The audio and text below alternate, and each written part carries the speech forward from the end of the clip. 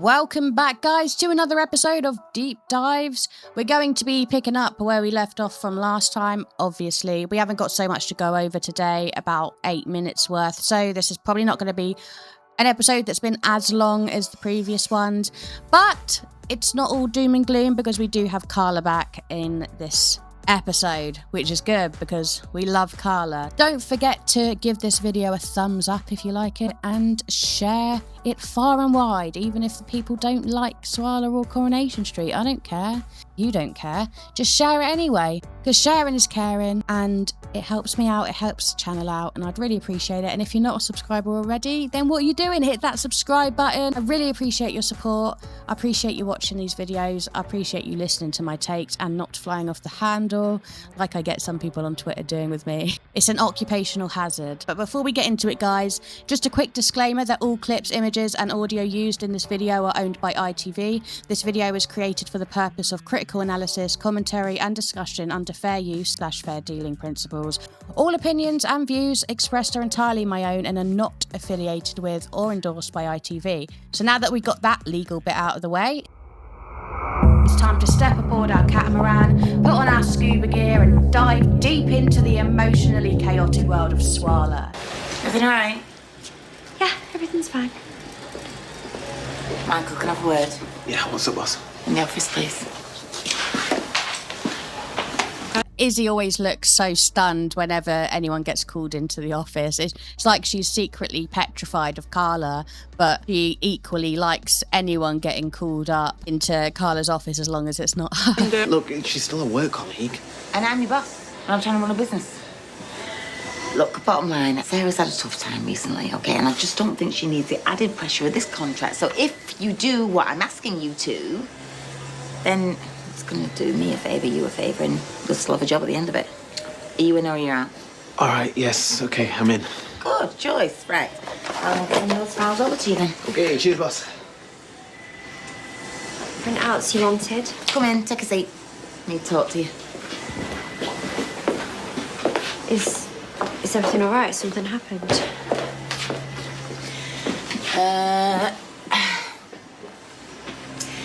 I'm taking you off the contract. Michael's going to be handling it. What? Why? Because I can't risk you messing it up, Sarah. I'm sorry. Like, you've not been yourself for a while now. I heard you this morning.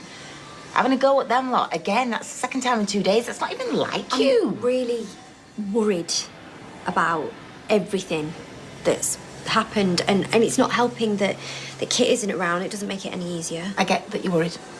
I do. The police are going to find out who attacked you, you know. But I still need you to take some time off. How is that going to help me? I'm just... So, I don't ever like to criticise Carla, as some of you may know. I love her, but this is a critical analysis video, and I do have some criticisms because I understand that Carla is trying to run a business and her staff need to be on top form. However, Sarah has gone through something pretty traumatic, and I think her being at home is probably not in her best interest, but perhaps in the best interest of the business. I think rather than sign her off to go home and do nothing and just dwell on everything, I think it would have been decent of Carla to maybe send her home with work, like maybe to work from home or something like that. And I think I can speak for a lot of people that if it was me who was, you know, my head was all over the place, I think that I would much rather be keeping myself busy. But like I said, I do understand that Carla's trying to run a business. You don't want staff that are liabilities. So I do get that. But, you know, there must be something that Sarah could do from home or something like that, but that's just what I think anyway.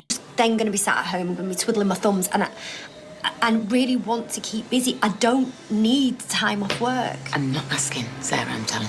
I've just been going through the witness statements for the Silverton case again, and it's... Yeah, the latest one. Well, I'm going to come in and clear it with the boss, but I think we've enough to bring them in, so can you make sure there's a car ready? Okay. Cheers. Hey, only me. Hey. How's it going? Yeah, not bad. Well, I've had a fun morning. So This riled me up a little bit because it always seems to be Carla that asks Lisa how she is. I know I'm going to get people in the comments or even on Twitter that are like, oh, you're always going after Lisa. Well, yes, because she's the one that warrants it at the moment.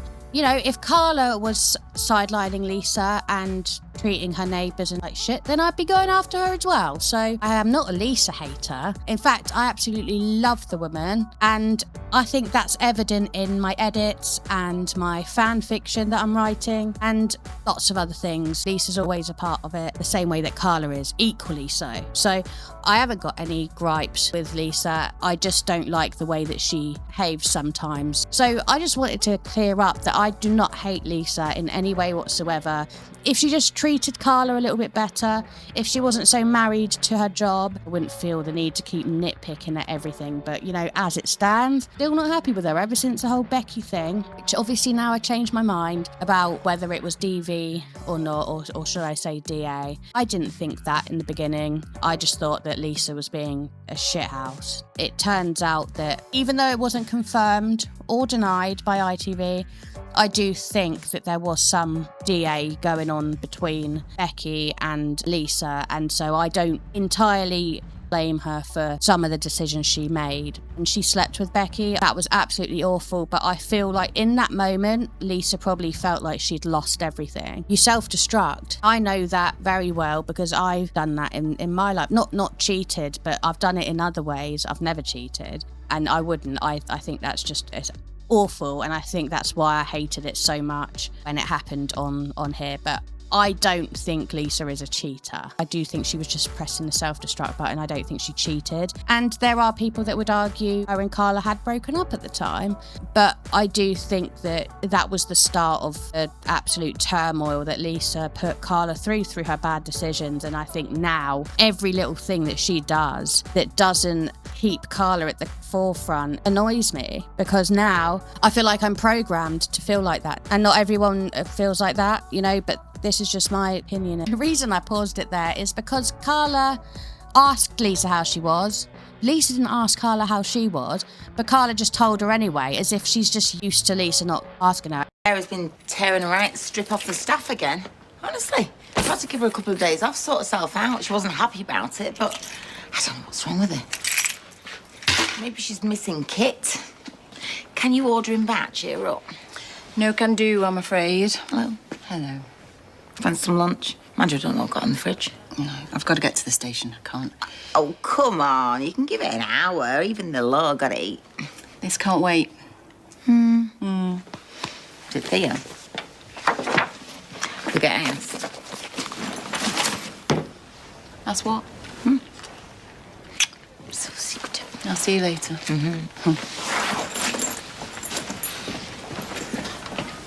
Bye. Bye. Why does she not have time to eat? For the next scene, I do understand she was there to arrest Summer, but we don't know how much time passed in between that. You know, she may have gone back to the station and been there for 4 hours before she went and arrested Summer. You can tell that Carla is feeling a bit sidelined. I know she's not said it, but then that is Carla all over. She doesn't say it, does she? Right, have you definitely got everything you need? Money, passport, change of clothes, anything else I need I can get from the airport. You know, you can still change your mind. It's out of my hands now, isn't it? And look what I said before about this being your fault. I didn't mean it. He is to blame for all of this, not you. Maybe.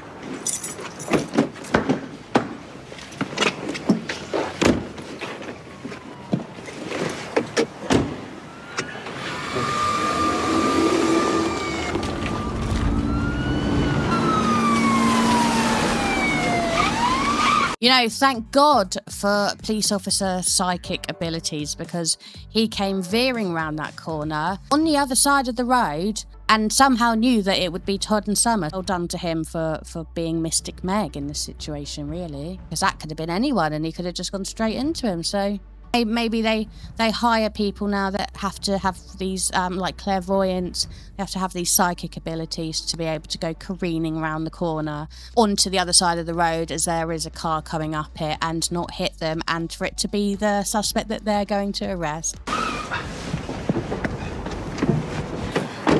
Step Step away from the car, please. Why? What's happened? A witness has come forward placing you at the scene of Theo Silverton's murder. Hang on a minute, you can't seriously think that she... Summer Spellman, I'm arresting you on suspicion of murder. You do not have to say anything, but it may harm your defence if you do not mention when questioned something which you later rely on in court. Anything you do say may be given in evidence. Let's go. Summer, don't worry, right? We will get this sorted.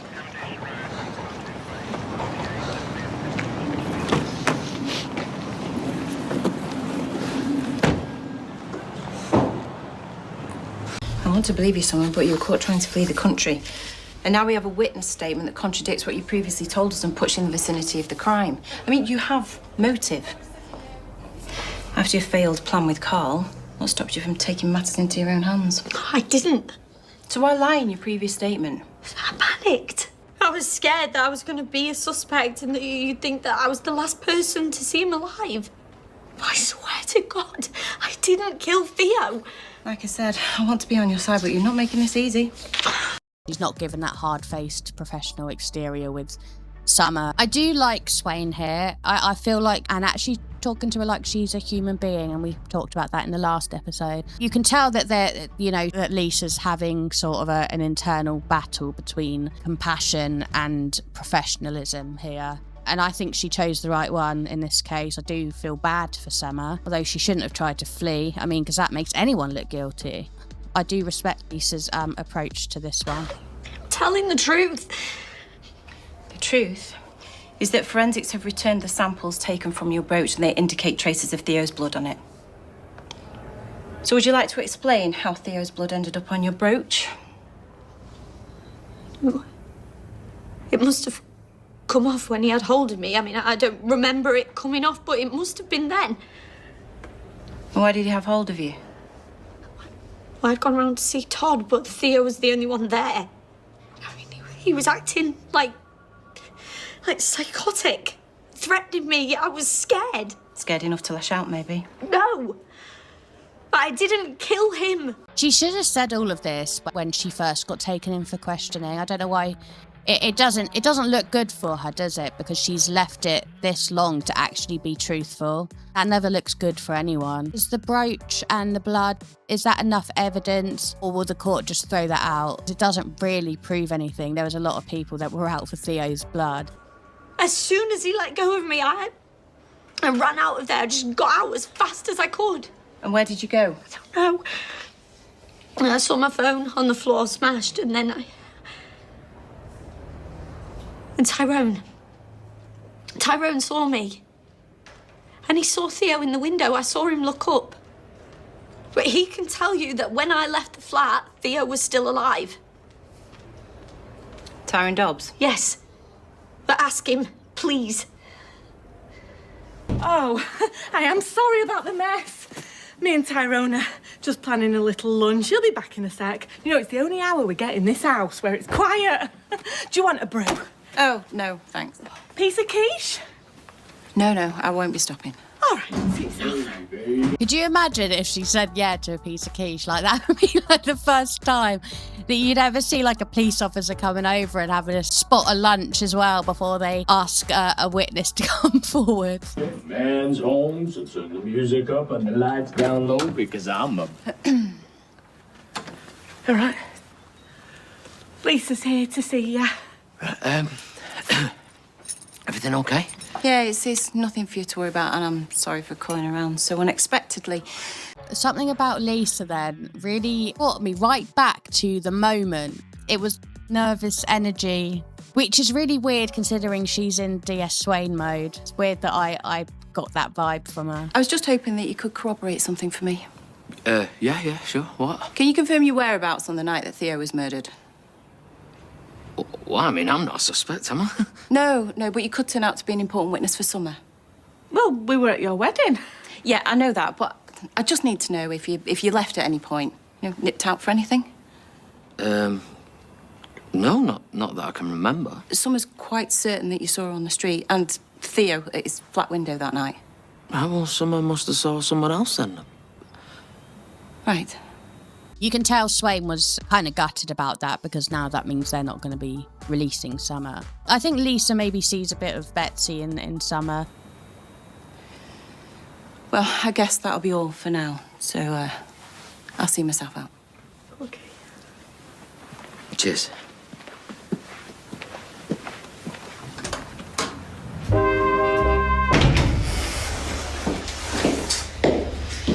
How are you doing? How do you think? Did you speak to Tyrone? I have managed to speak to Mr. Dobbs, yes. Unfortunately, he denies seeing you or Theo. Oh, he's lying. Well, that's for the courts to decide now. The CPS have authorised that you be charged with murder. That really enough evidence? Todd was living or is living in that flat too. It's not unusual for Summer to have gone there. Fair enough, you probably wouldn't wear a brooch on an occasion that wasn't special. Well, unless you're like 183 years old. But still. No, I can't. This can't happen to me. Lisa, please. I can't go to prison. You'll be taken to the custody sergeant to be read the charges and to find out what happens next. It's most likely you'll be transferred to a prison until your trial. You can tell how hard that was on her. I find that she has like two different versions of DS Swain. One that she reserves for men and one that she reserves for women.